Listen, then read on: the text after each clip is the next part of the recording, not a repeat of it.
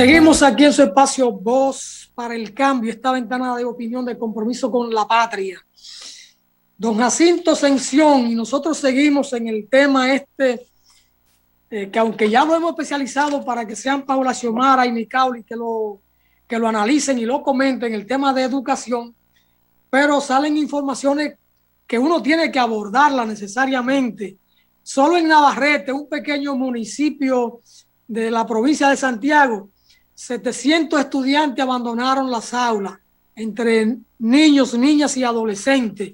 Pero hay en el país más de 200,000 estudiantes que habrían desertado de la escuela producto de la pandemia, lo que era previsible y muy lamentable.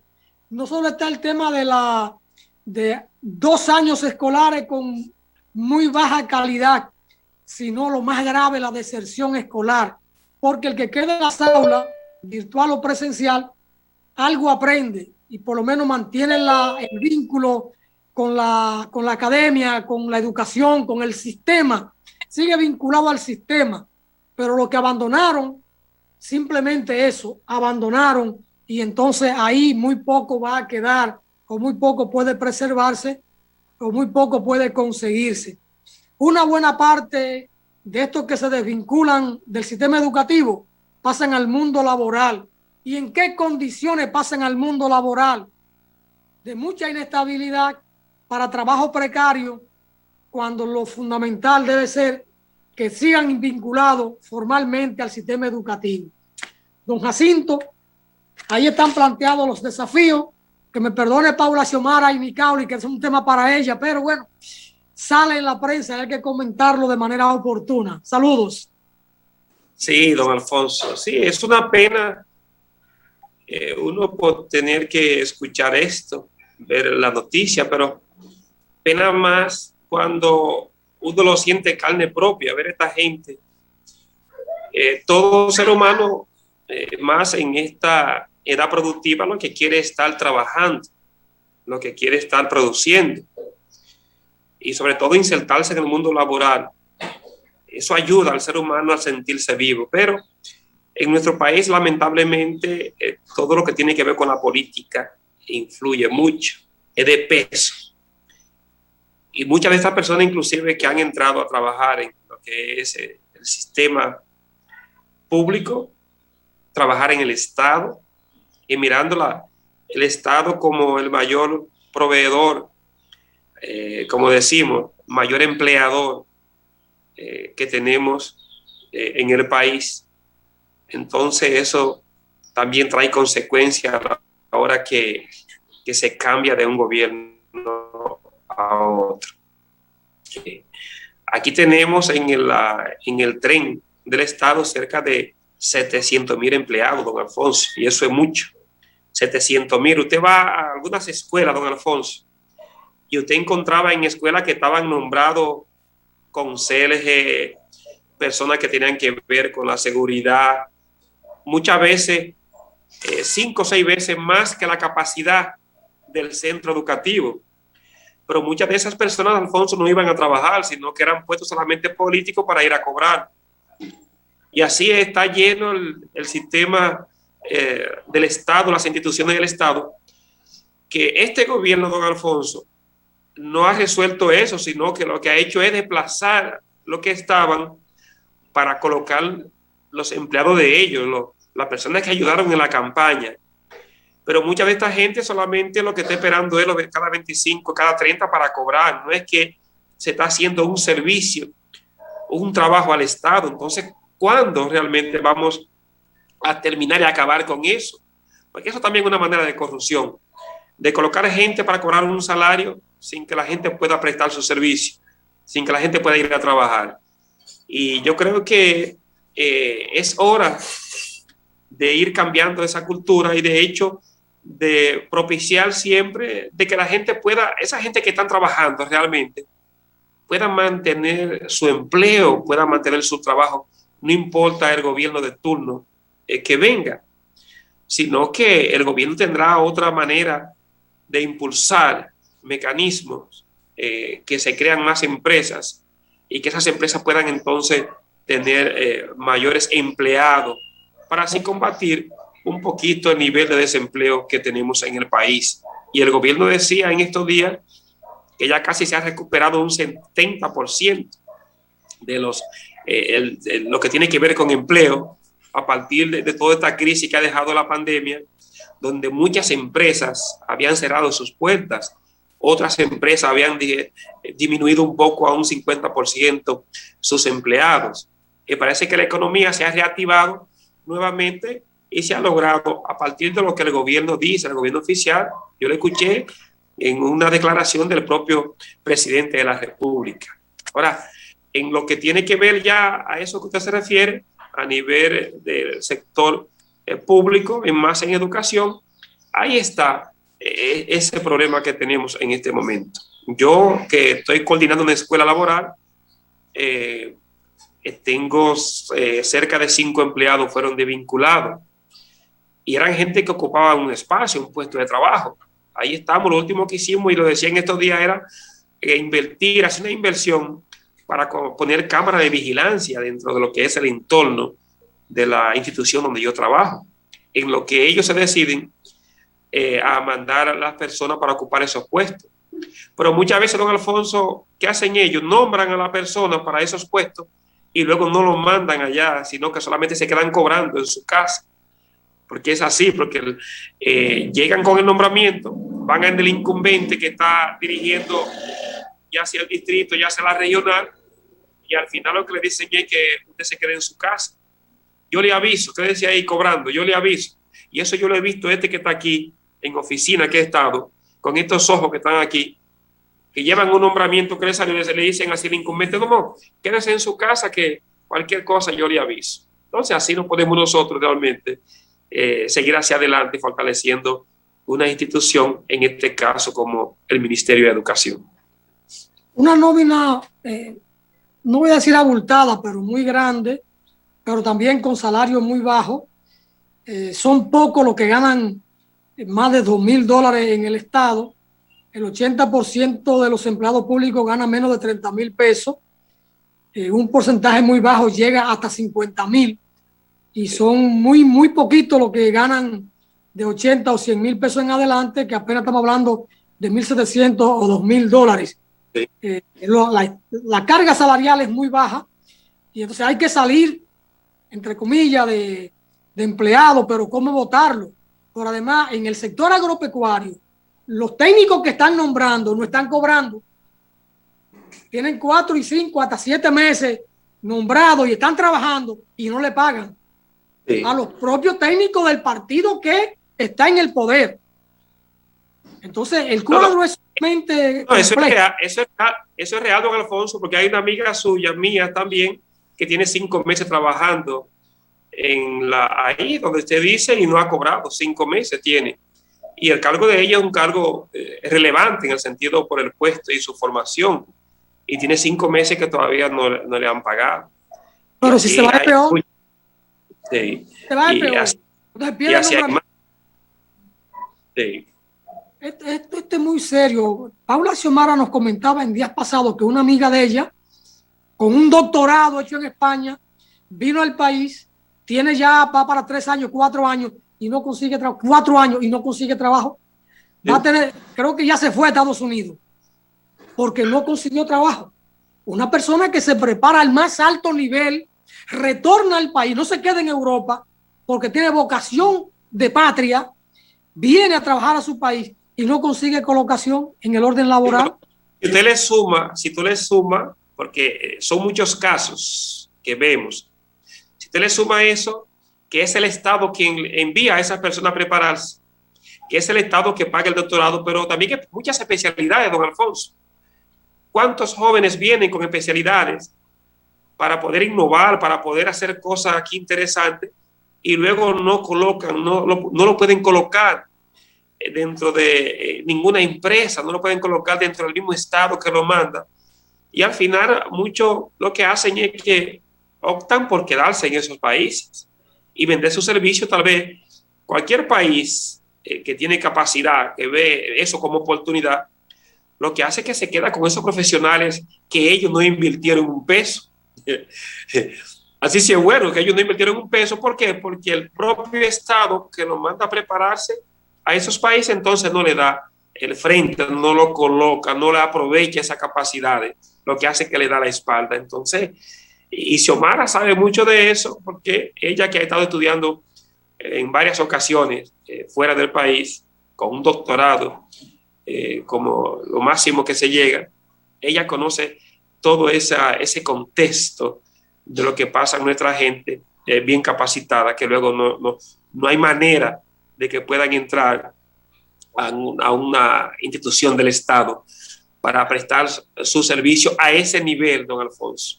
Su servicio a ese nivel que podría inclusive innovar muchísimas cosas y así vamos a encontrar dentro de lo que es el sistema educativo ese mismo problema. Gente que pueden hacer un trabajo ahí, pero muchas veces no son políticos, don Alfonso, no pertenecen al partido.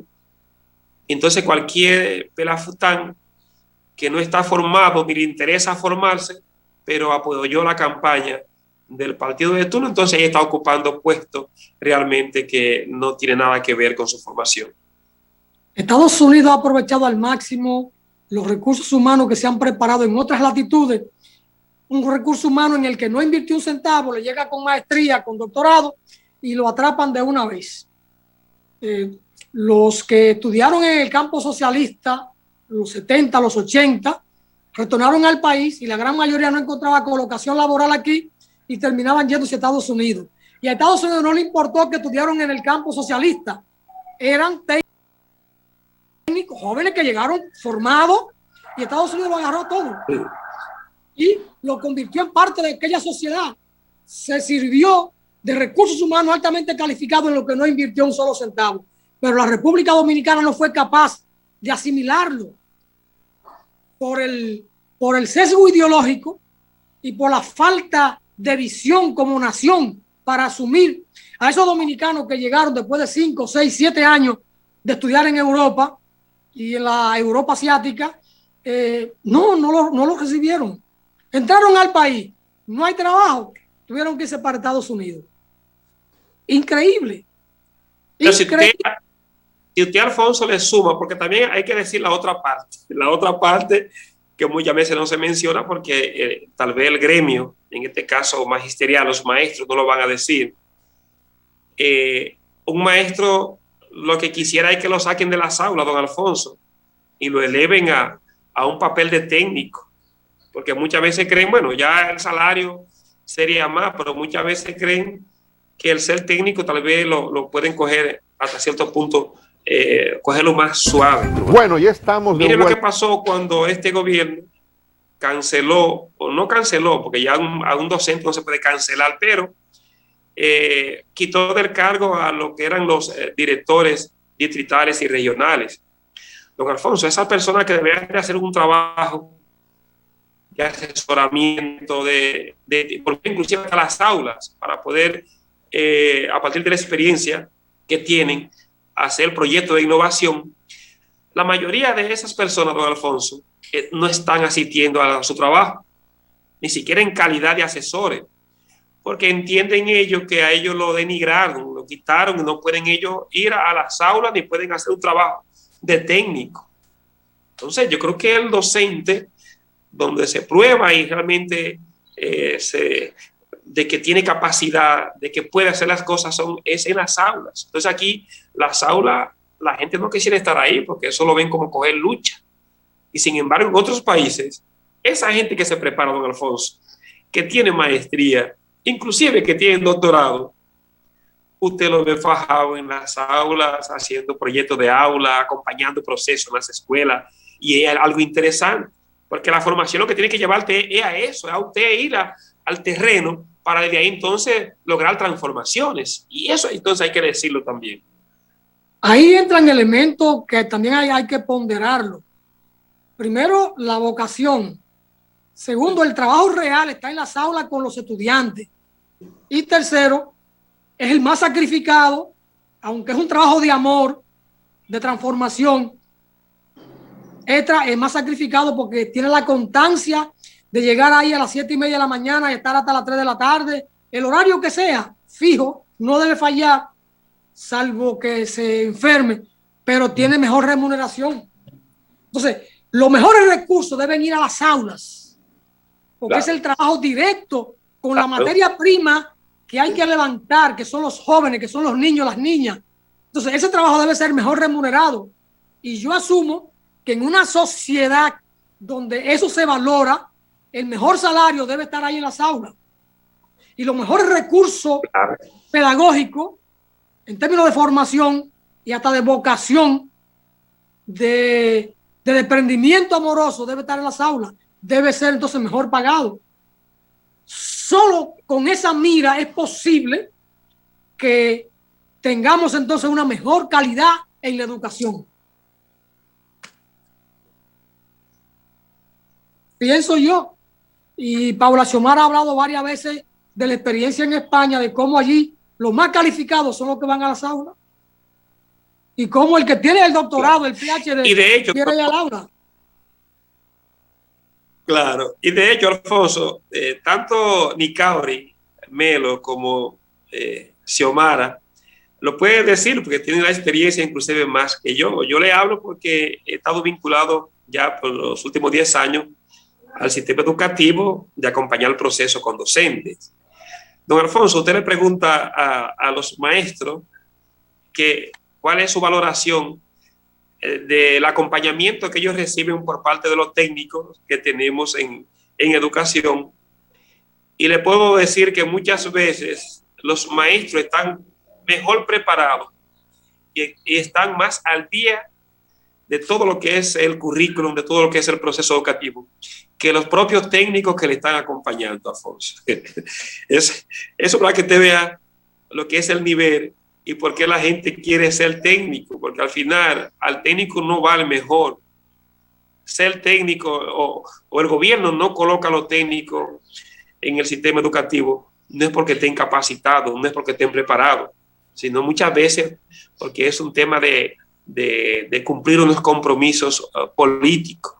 Entonces hay que sacarlo de las aulas porque son gente inclusive como no tienen vocación de estar en las aulas, han estado ahí porque eso fue lo más fácil que consiguieron para entrar en el Estado, y ya que implica eso ser docente, porque ya tiene garantía, ya el gremio, ya el entrar ahí como docente ya tiene un derecho que es difícil que a usted se lo puedan quitar. Entonces mucha gente no entra, no se forma, y no entra por la vocación, sino como oportunidad para poder entrar en un sistema que lo va a proteger siempre, y si hace una campaña política para que luego lo quiten de ahí, de eso que le ve como un martirio porque no es vocación lo que está haciendo. Entonces, ¿qué va a implicar eso más adelante cuando lo hacen técnico? Que cuando van a acompañar para cumplir, no dominan ni siquiera lo que es el currículum. Y el docente que van a acompañar muchas veces saben más que ellos. Esa es la realidad y lo pueden decir los maestros, lo pueden decir de todos los casos que uno conoce. Y esa es nuestra realidad aquí en el país. Entonces, así no podemos nosotros lograr que un sistema educativo pueda cambiar, que un sistema educativo pueda realmente conseguir esos logros y sobre todo a eso que aspiramos, a lo que es la mejora de la calidad en la educación y si logramos una mejora de la calidad en la educación, entonces eso repercute en una mayor formación en lo que es nuestra ciudadanía, en lo que es nuestros estudiantes, nuestros hijos, y son los que luego van a optar por carreras que sí valen la pena, y luego insertamos a estos jóvenes desde otra óptica social, laboral, de producción, a partir de lo que el Estado, a partir de lo que el país necesita. Y por eso nosotros siempre estaremos en esa desventaja con otros países en mejores o peores condiciones que nosotros, pero a nivel educativo entonces nos llevan la tabla, porque sí lo que hacen, lo hacen cuidando esa calidad, cuidando esa estructura, cuidando esa formación en sus docentes. Porque hay una cultura política que se ha establecido en esos partidos del sistema del clientelismo. Y esos dirigentes políticos partidarios ya no tienen una cultura de trabajo. Su trabajo es cada 4 años hacer política, salir a buscar votos. Por eso no asumen una función técnica que requiera una disciplina. Por ejemplo, en el sector agropecuario, un perito del Banco Agrícola tiene una ruta y tiene un horario y tiene unos parceleros a los que tiene que brindar el crédito, darle seguimiento, o en el caso de agricultura o del IAD, están en un proyecto agrario, están en un paraje, en una comunidad agraria, y tienen unos productores agrícolas a los que tienen que darle seguimiento todos los días. Y eso requiere una dinámica y una vocación de trabajo. Entonces, los cuadros políticos no quieren eso. Quieren estar en una oficina como Pepillito, y por supuesto, como son cuadros políticos, son los que sustentan la búsqueda de los votos. Hay que darle un mejor salario, entonces le pagan mejor para que no hagan nada, para que simplemente estén mirando o estén mandando, y se ha ido creando una cultura de la vagancia, no una disciplina de trabajo, no una disciplina laboral. Entonces, ¿qué ha ocurrido?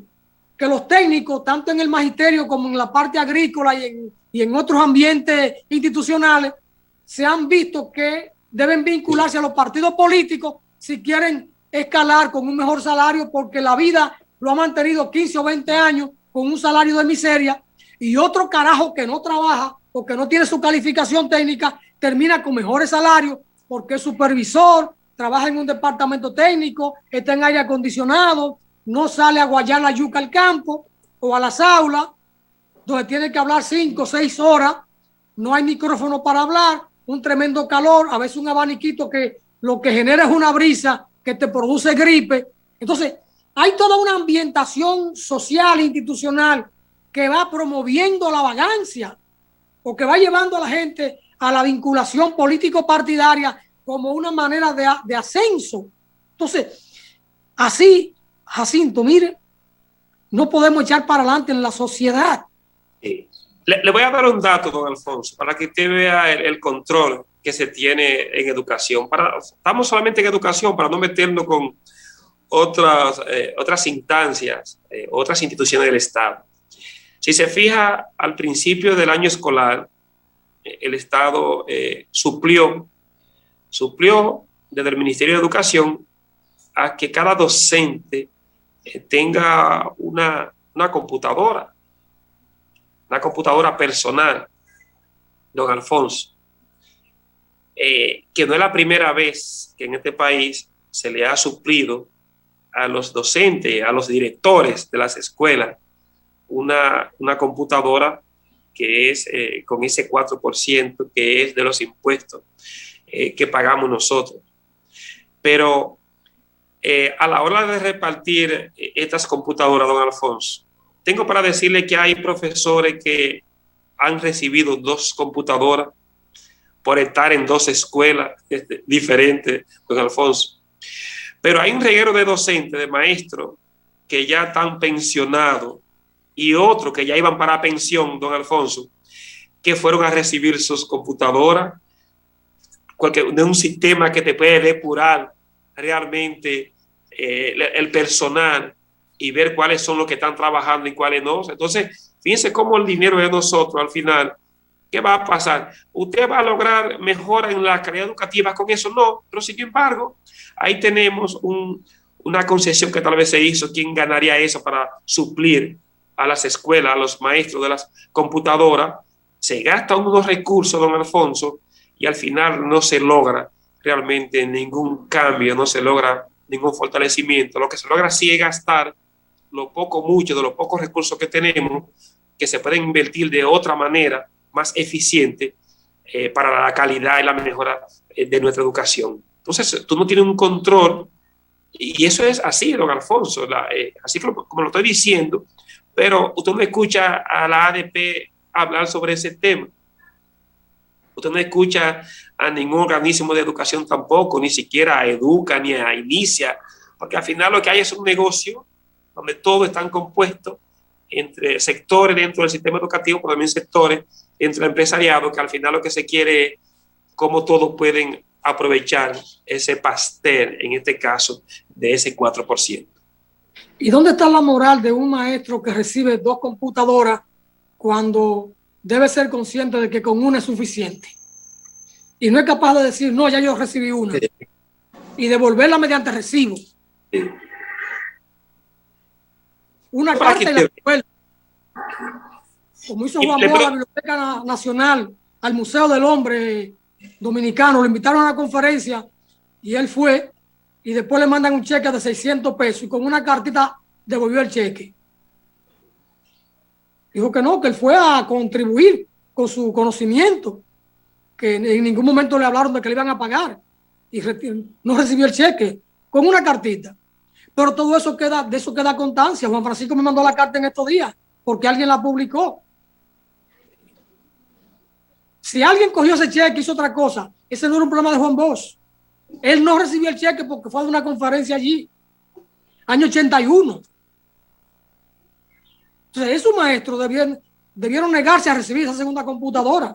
Y los que están pensionados, que ya no están en la docencia, ¿para qué van a recibir una computadora? Ya lo sabe, don Alfonso.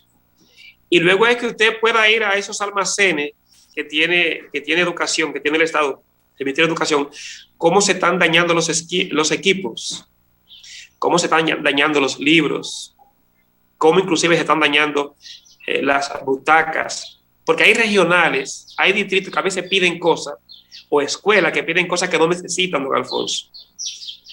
Porque ¿qué hace el Ministerio? El Ministerio de Educación muchas veces te manda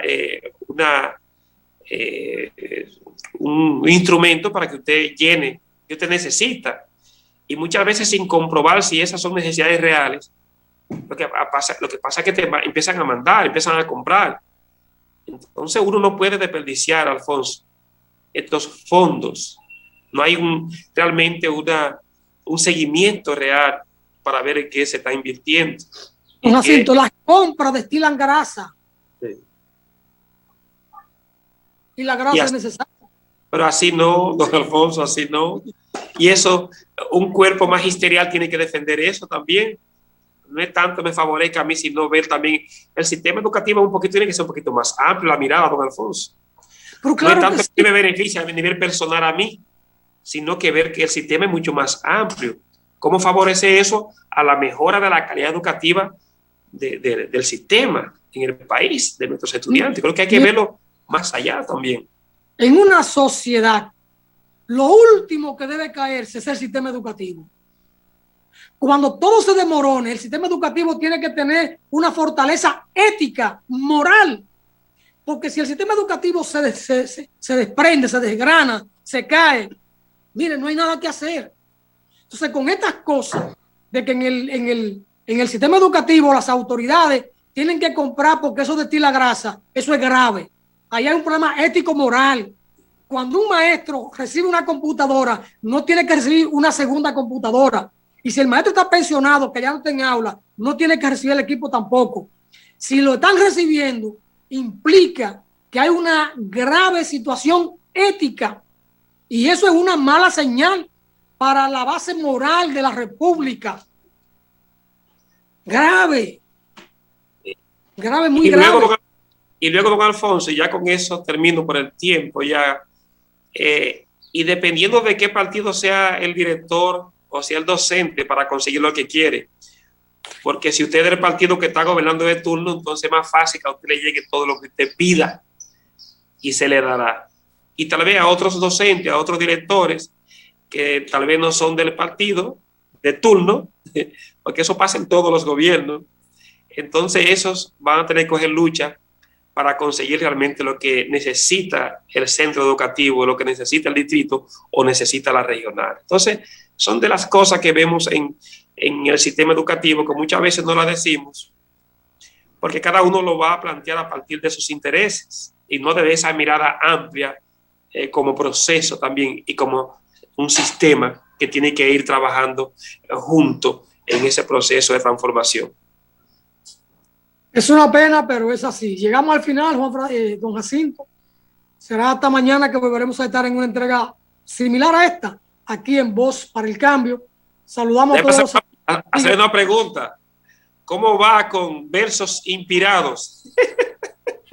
Le dediqué todo el día ayer, desde las 6 de la mañana.